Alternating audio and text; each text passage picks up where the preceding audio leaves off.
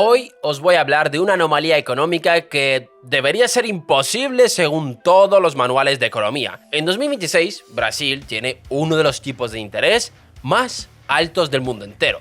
Concretamente, su tasa oficial, la Selic, está en un 15%. Para que os hagáis una idea, Estados Unidos e Europa tienen el dinero a un coste de entre un 2 y el 4%. Y ahora viene lo raro. Normalmente, un país pone los tipos de interés así cuando tiene una inflación galopante que necesita aplastar. Pero es que la inflación de Brasil no es que sea galopante, ronda el 4,5%. Un poco por encima del objetivo, sí, pero no es ninguna catástrofe. Está prácticamente controlada. Entonces, atad cabos. Brasil tiene uno de los intereses más altos del planeta para combatir la inflación, que ya está moderada. Si descontáis la inflación, el interés real que paga Brasil es de los más altos del mundo, más de 3 veces de lo normal en su propia historia. ¿Por qué un país se autocastiga así? ¿Por qué se está tomando una medicina tan amarga si no están enfermos? ¿Acaso les va el rollo kinky? Pues esa es la pregunta del vídeo de hoy, y la respuesta tiene nombre, y es uno de los conceptos más importantes de la economía. Se llama dominancia fiscal. Es lo que pasa cuando la herramienta para apagar el fuego, en lugar de apagarlo, le echa más gasolina. Hoy os voy a enseñar por qué el freno de Brasil a veces funciona como un acelerador. Así que, no me enrollo más, poneos cómodos, que empezamos.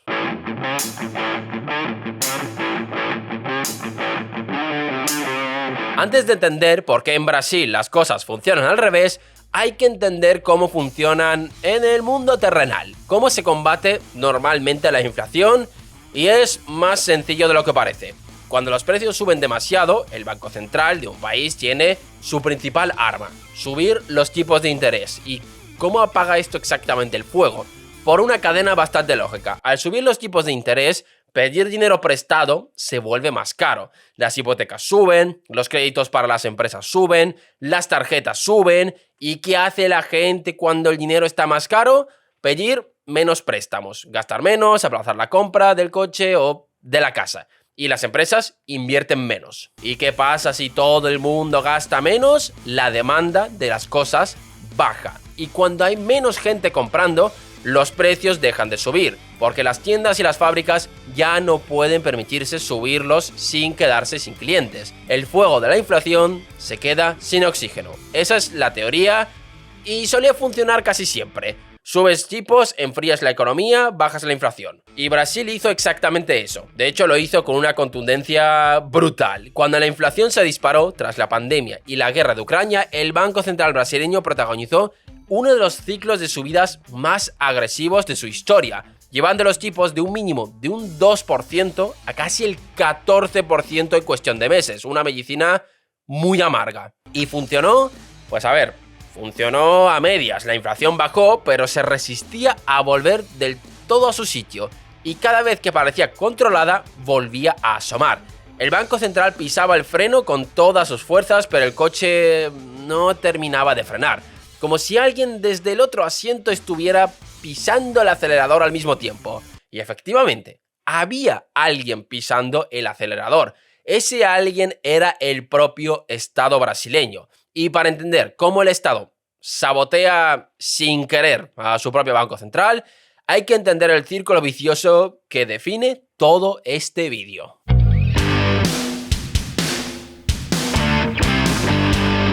Esto es la parte más importante del vídeo, la trampa que obliga al Banco Central a mantener el pie en el freno sin ver resultados. Empecemos por el otro pedal. Mientras el Banco Central pisa el freno monetario subiendo los tipos de interés, el gobierno de Brasil pisa el acelerador fiscal. Es decir, el Estado gasta más dinero del que ingresa.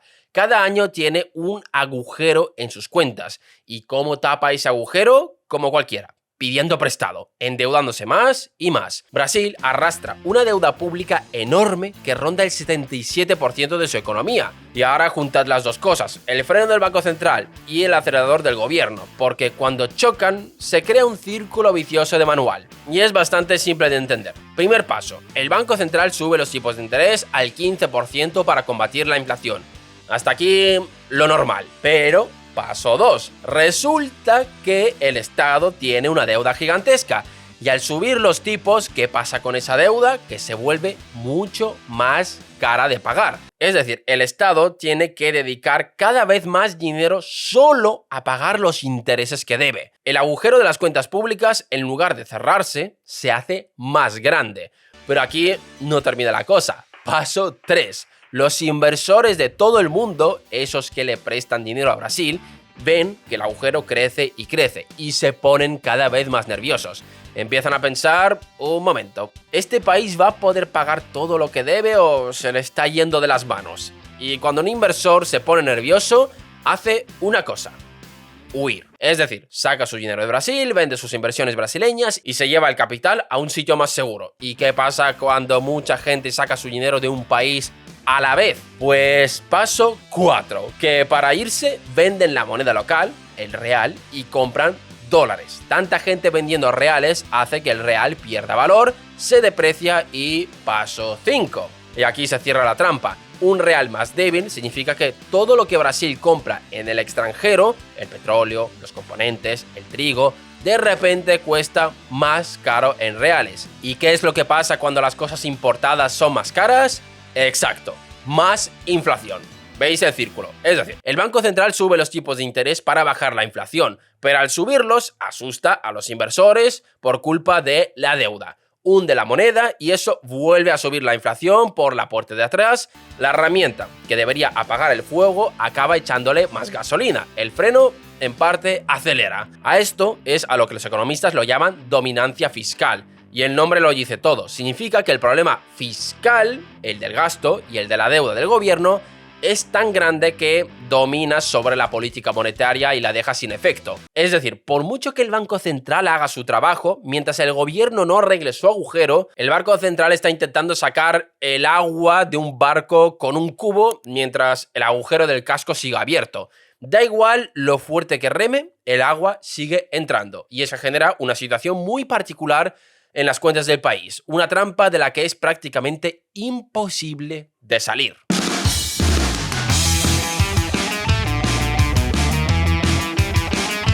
Vamos a mirar las cuentas de Brasil porque esconden una paradoja que lo explica todo. Primero, una buena noticia que casi nadie cuenta. Si miramos solo las cuentas del Estado sin contar los intereses de la deuda, es decir, lo que el gobierno ingresa y gasta en su funcionamiento normal, sueldos, pensiones, servicios, ahí Brasil está casi en equilibrio. El llamado déficit primario es casi cero. Es decir, el Estado brasileño en su gestión del día a día está haciendo los deberes. Gasta más o menos de lo que ingresa. Eso en teoría debería ser tranquilizador. Pero ahora vamos a añadir los intereses de la deuda. Y aquí es donde todo se desmorona. Porque cuando sumas lo que Brasil tiene que pagar solo en intereses, el déficit total se dispara hasta el 8% de toda su economía. Una barbaridad. Y de ese 8%, ¿cuántos son intereses?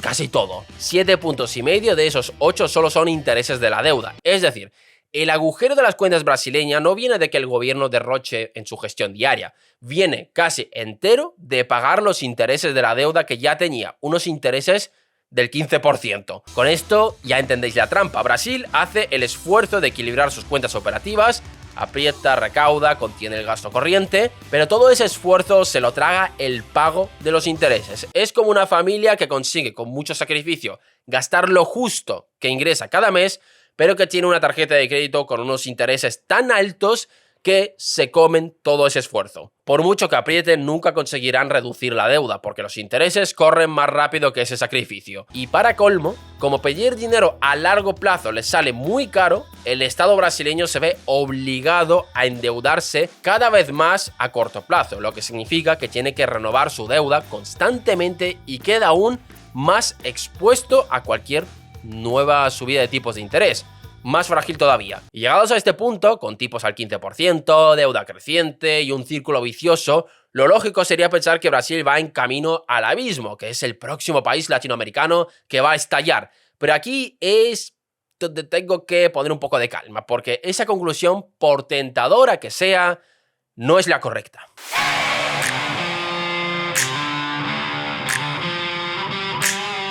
Es muy fácil meter a Brasil en el mismo saco de otras crisis latinoamericanas y pensar, ya está otra vez otro país de la región hundiéndose.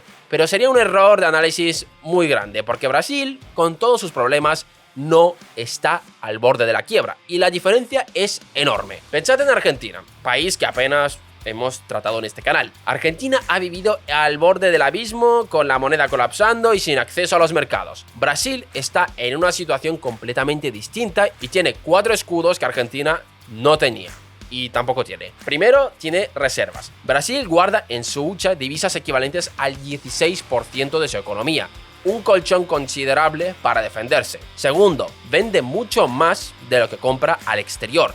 Tiene un superávit comercial récord, gracias a su sector agrícola y petrolero. Así le entran dólares de forma constante. Tercero, su mercado laboral está fuerte, con el paro en mínimos históricos, lo que sostiene la recaudación y la economía. Es decir, esto no es un país desangrándose, es un país con una economía real que funciona y genera ingresos. Y el cuarto escudo es el más importante y el más interesante. El Banco Central de Brasil es autónomo, independiente del gobierno, y lo ha demostrado de la forma más contundente posible, porque mientras el gobierno de turno quería gastar y habría preferido bajar los tipos de interés, el Banco Central le plantó cara y subió los tipos hasta el 15% sin tener en cuenta su opinión, para defender su credibilidad contra la inflación. Es decir, en muchos países en crisis el gobierno acaba doblegando al Banco Central y obligándole a imprimir dinero. En Brasil, el Banco Central se ha mantenido firme frente al poder político. Eso es una señal de salud institucional enorme y es precisamente lo que evita que la dominancia fiscal se convierta en una catástrofe total. Y hay una diferencia más de fondo que conecta con otros vídeos del canal, como por ejemplo el de Japón. Brasil se endeuda en su propia moneda, o en su mayoría. Esto parece un detalle, pero es decisivo. Cuando un país debe en su propia moneda, como le pasa a Japón o a China, nunca puede quedarse literalmente sin dinero para pagar, que no quiere decir que puede gastar de forma ilimitada, pero eso es otro tema, porque en el peor de los casos puede fabricar más moneda. El desastre absoluto, la quiebra fulminante, una situación como Argentina donde se queda sin moneda porque se endeuda en dólares, no es posible. Brasil tiene un problema caro y crónico con su deuda, sí, pero no el problema mortal de deber en una moneda ajena. Por eso su deuda le hace correr en la cinta, pero no lo tira al suelo. Vamos, que Brasil no es una enfermedad mortal, es una enfermedad crónica, dolorosa y muy cara de tratar, pero no le va a matar aún. Pero esa dificultad para tratar esa enfermedad le puede costar mucho a la economía y la sociedad brasileña, y el problema es que es muy complicado de resolver. Si el problema de Brasil es el agujero fiscal, la deuda y sus intereses, la solución parece obvia. Que el gobierno gaste menos, cierre el agujero y así el Banco Central podría bajar los tipos de interés y romper ese círculo diabólico. Fácil de decir, casi imposible de hacer. Y aquí está la última pieza de la trampa, porque el gobierno brasileño no puede recortar gasto, aunque quisiera. Tiene las manos atadas. Buena parte del gasto público de Brasil está blindado por su propia constitución. Las pensiones, por ejemplo, están atadas por ley al salario mínimo, así que cada vez que sube el salario mínimo, sube automáticamente el gasto en pensiones, quiera o no el gobierno. Y hay porcentajes mínimos obligatorios para sanidad y educación que tampoco se pueden tocar. El gobierno mira sus cuentas, ve dónde debería recortar y se encuentra con que la ley se lo prohíbe.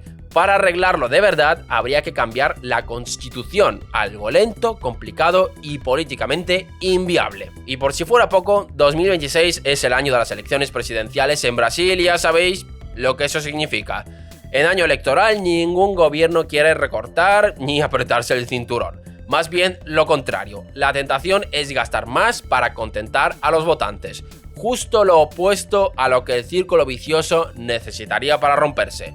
Pero de esto ya hablaremos en su debido momento. Pero con lo que nos tenemos que quedar es que a veces la inflación no es la enfermedad, sino el síntoma de otra cosa más profunda. En este caso, un problema fiscal. Un Estado que gasta más de lo que puede. Y cuando es así, pedirle al Banco Central que lo arregle él solo, subiendo los tipos, es como pedirle a un médico que baje la fiebre mientras la infección, que la causa siga intacta. Puedes bajar la fiebre un rato, pero a un coste muy alto y sin curar nada. El drama de Brasil es que tiene uno de los mejores bancos centrales de su historia, serio, autónomo, valiente, remando con todas sus fuerzas, pero está remando contra un Estado que no puede dejar de gastar porque su propia ley se lo impide. Y mientras esos dos pedales, el freno monetario y el acelerador fiscal, sigan pisados a la vez, Brasil seguirá en esta cinta de correr infinita. Y será así hasta que consigan saltarse la trampa que les impone su propia constitución, porque aunque llegue un Milei a Brasil,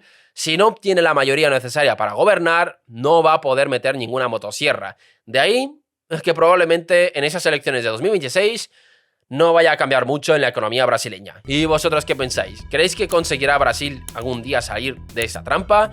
Dejadnos vuestras respuestas en los comentarios. Gracias por vernos un día más y nos vemos en el próximo vídeo.